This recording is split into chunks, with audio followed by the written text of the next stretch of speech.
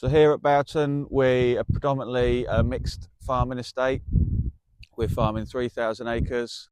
We've got arable, beef, finishing, and we're outdoor lambing. Hello, my name's Ben Chaplin, farm manager at Boughton Estate. We're located in Kettering, Northamptonshire. And really, with the last 4 to 5 years, we've had a focus on regenerative agriculture and looking at how we can improve our soils, how we can improve biodiversity, and how we can look at reducing our carbon emissions and our inputs. Hello, James Green, Farms Director for the ClieNFarms company. We're based in Rutland and farm across Rutland, Leicestershire, Northamptonshire borders. We cover 7,000 acres of arable land.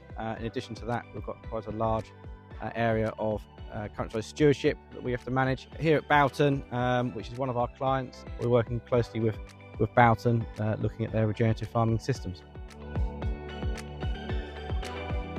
So here at Boughton, we're trying to understand the effects of climate change, and I think what's become obvious in the last 4 to 5 years particularly has been the extreme rainfall and weather events we've been seeing all across the country, really. We're seeing really dry periods in the summer, our soils not being able to cope, we're stressed crops, poor yields, and then completely the opposite of that with the autumn rainfall events, winter rainfall. We seem to be constantly exceeding our average rainfall. The knock-on effect of that is we're not establishing crops in the ideal conditions. We're potentially grazing crops in suboptimal conditions, potentially compacting soils, and just not really being able to work in optimal conditions, I think, at the moment. So there's no doubt that climate change is having a real effect on our cropping patterns and cycles and what we're doing within the rotation. But with that has come an opportunity, and that opportunity at Boughton is to incorporate the herbal lays back into the arable rotation. So we've now been able to extend the overall arable rotation to a 10-year cycle of 2 years of herbal lays. What we've also done to improve our grass weed management is to incorporate a lot more spring crops, and within those spring crops we're over winter cover cropping. And this had a real positive effect to protecting the soils, improving organic matter, but also bringing in the livestock into the arable rotation and having a much more harmonised approach to both systems. So we're here stood in a field of GS4 herbal lay. This was drilled at the end of August. We're now towards the end of February.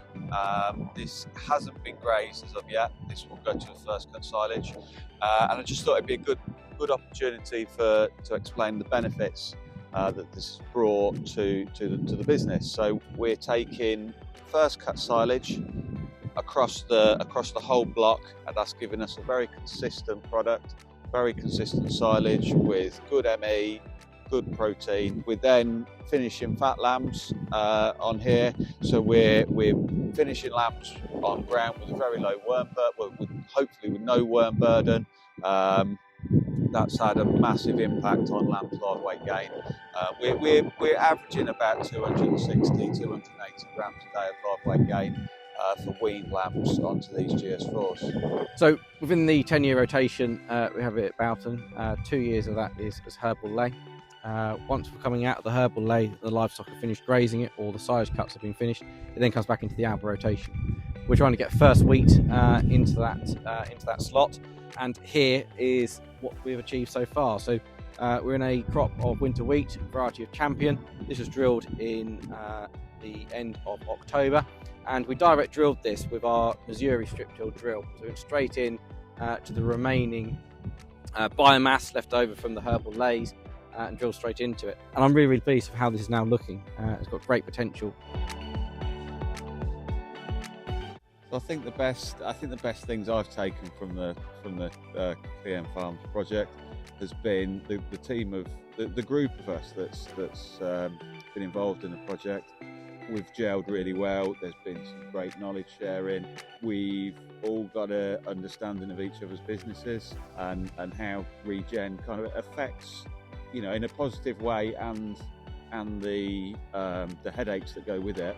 Within the group, we can bounce ideas and just really see what's working for the people. I don't know what your thoughts are. Yeah, exactly that. The transfer of knowledge between people and their own individual businesses and what they're requiring going forward to be more sustainable.